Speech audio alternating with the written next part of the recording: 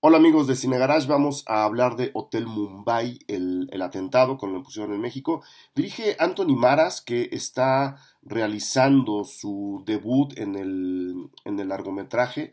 Y es una película, digamos, con muchos pros, pero también con muchos contras. Entre los pros, yo elegiría, digamos, al reparto, ¿no? Creo que los personajes están en los cuerpos de los actores que deberían de estar, más allá de que Dev Patel hace un trabajo fenomenal, como prácticamente siempre. Creo que tenemos ahí a un buen actor que está generando una carrera interesante. Tenemos a Armie Hammer del otro, que es un actor ahora tremendamente popular y que también hace un buen trabajo, ¿no? La película, contando lo que cuenta, que es el atentado al Hotel Mumbai, me parece que en 2008, un caso real, ultra sangriento, muy, muy violento. El personaje, especialmente el de Armie Hammer, pudo haber sido mucho más explosivo, más fuera de sí mismo, y creo que Hammer lo hace muy bien. Dev Patel también está en lo suyo, y por ahí voy a entrar a los pros y a los contras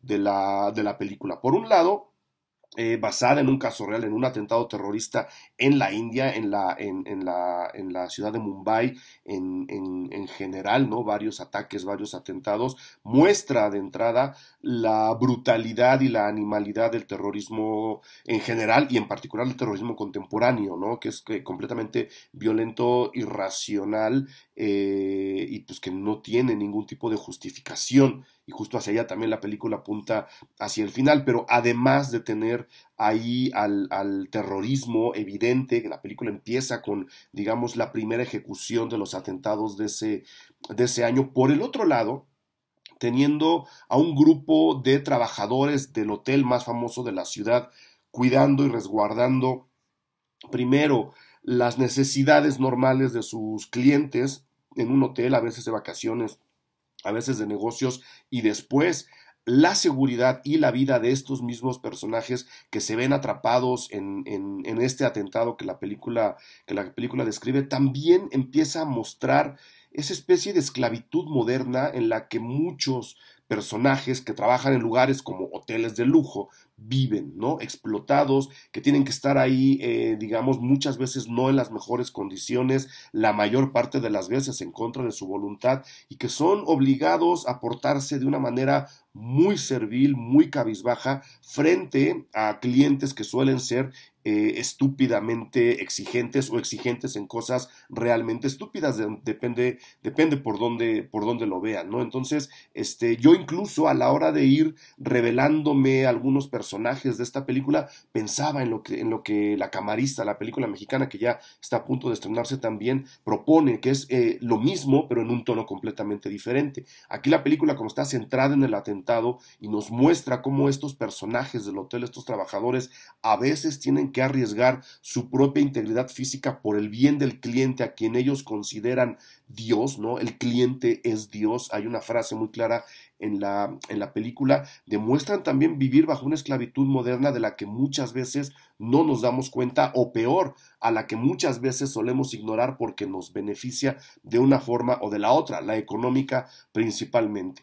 Por ahí están, digamos, de estos dos pequeños polos que yo encontré en la película: la brutalidad del terrorismo, y del otro lado, esta esclavitud contemporánea en la que viven estos personajes, que luego son pintados como héroes y que luego son de alguna forma reconocidas por su valentía, pero que creo sí es un punto incómodo que no sé si la película quería mostrar. Yo sí encontré, a mí me saltaba la pregunta: ¿qué habría pasado si esta historia tan desafortunada y tan violenta hubiese ocurrido en un hotel en Toronto, o en Nueva York, o en Londres, o en París, en donde esta esclavitud moderna funciona de otra forma, o a veces no es tan esclavitud como en países como México o como la India? Creo que la situación habría sido diferente y la historia habría sido diferente, justo por eso, porque hay lugares a los que estamos esclavizando de esta forma. Entonces, esa pregunta me asaltaba en medio de esta narración cronológica de un hecho muy violento, muy agitado, y que creo que ahí están los contras, ¿no? A la hora de plantearla cronológicamente, de tener una propuesta visual pues realmente llana, sin ningún tipo de sorpresa, la película termina siendo en ese aspecto muy intrascendente, muy sosa incluso, ¿no?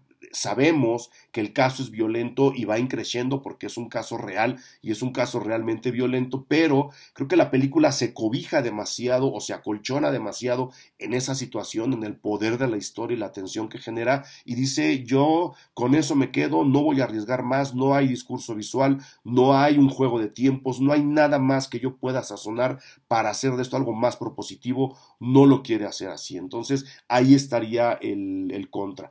En el último pro que yo le encuentro, además de los temas que ya les comenté, creo que también deja un poquito claro lo que está pasando con muchos jóvenes que se enredan en estas ideologías que luego desembocan en actos terroristas, son utilizados como carne de cañón, son utilizados para beneficiar a otras personas que son los que planifican estos actos terroristas, de maneras que yo creo que ni siquiera sospechamos. Y lo que vemos aquí, estos atacantes los van a ver además de edad, son muy jóvenes, son utilizados tal cual como carne de cañón, como gente sacrificable sin ningún tipo de valor. Entonces creo que lo mejor de la película está en estas ideas que más o menos presenta en la pantalla. Lo peor es, repito, no toma ningún riesgo más allá de contar una historia real y violenta como esta, se queda en lo llano, se queda en lo superficial y pues visualmente hablando, y ya ustedes decidirán si les gusta o no. Ahí está Hotel Mumbai, el atentado, disfrútenla, aquí espero sus comentarios.